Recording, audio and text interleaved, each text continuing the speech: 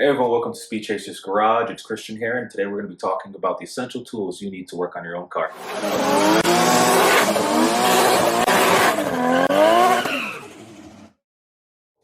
Alright, so what I think the most important set that you could possibly have as a mechanic or a DIY car enthusiast who wants to work on their own car is a solid set of sockets and ratchets.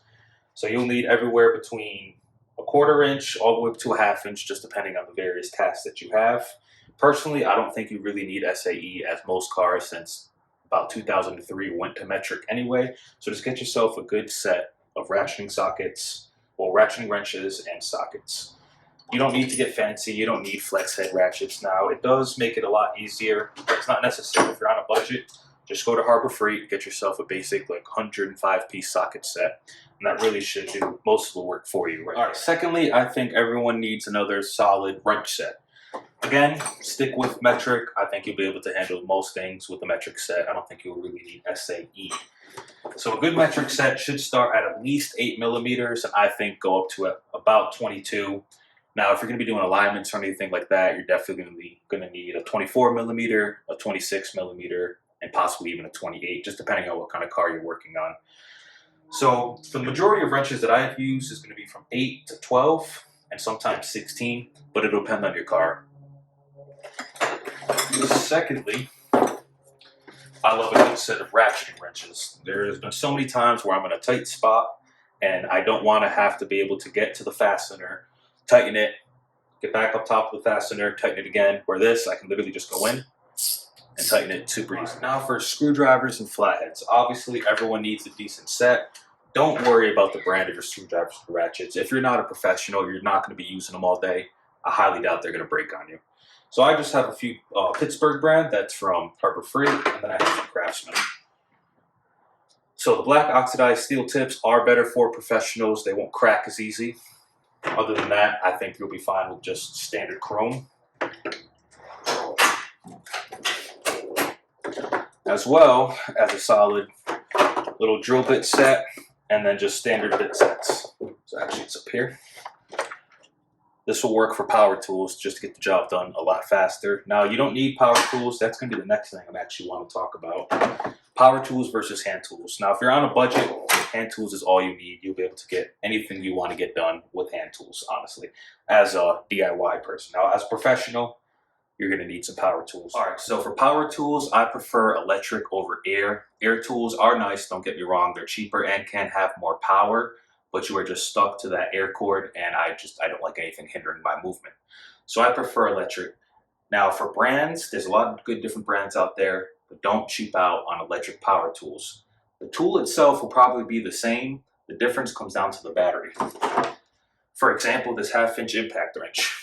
This M18 battery can last me quite a while and recharge much faster than a cheap Bauer version from Harbor Freight. Now for hand tools, I don't think it matters. Go get whatever brand that you are comfortable with working. You don't need Snap-on, you don't need Matco. I love Milwaukee when it comes to power tools. So I'll just show you what I have, and then you can make adjustments for your own needs. So firstly, electric ratchets. Get yourself a solid 1/4 inch and a 3/8 inch. This will make your jobs so much faster, and you'll be able to get through most things in half the time. Another extremely important tool, impact wrenches. Now, if you ever plan on getting your tires off and don't feel like breaking your back with a breaker bar, I suggest getting yourself a good impact wrench. Now, this 1/2 inch impact wrench from Milwaukee will snap your tires off in less than 2 seconds. The 3/8 inch gun, yes, you can go ahead and use it for most applications. I wouldn't recommend it for tires, though. I think you're just gonna destroy the battery life. It's just gonna require too much output and not enough input, if that makes any sense. So I recommend just going ahead and getting yourself a 1/2 inch impact for tires, 3/8 impact just for other standard things, for torquing down things in your engine compartment or in your undercarriage. All right, so I think a common question people have is, what's the difference between an electric driver and an electric drill? It's pretty basic, actually. So an electric driver literally drives fasteners into something. So as you can see here, I just have a basic little 1/4 inch driver. You pop this up, put your bit in, and then you get to go ahead and start driving. Now, an electric drill. This can be used to drive objects as well, but it's not really that great on it. It has a constant rotational force that can kind of derail where you're trying to go with it. Now, what I would do is always use a driver to literally drive your fasteners, and then a drill to pre-hold any drills that you may need in order to drive your fasteners. Now, that does get expensive. If you had to just go with one, I would go with this, so that way you can do both applications. But if you have the money to do it, I would go ahead and get a drill and a driver.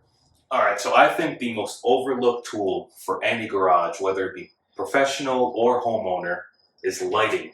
So I actually just picked these bad boys up from Amazon. They were like 40 bucks. It's a basic bracket system. Plug and play. You literally plug in one end, plug the other end into your outlet, and you're good to go. The reason why lighting is so important is so you can see what it is that you're actually doing. I couldn't tell you how many times where I've been trying to work on a vehicle and I can't see what I'm doing, and I have to break out my little flashlight, try to hold that flashlight along with my tool and a fastener or whatever it is I'm doing, and then trying to complete that task. Just a pain in the ass. Do yourself a huge favor, get yourself some lighting, and do it right from the first time. All right, everyone, thanks for watching. If you liked today's video, please go ahead and like and subscribe, and I'll see you in the next video.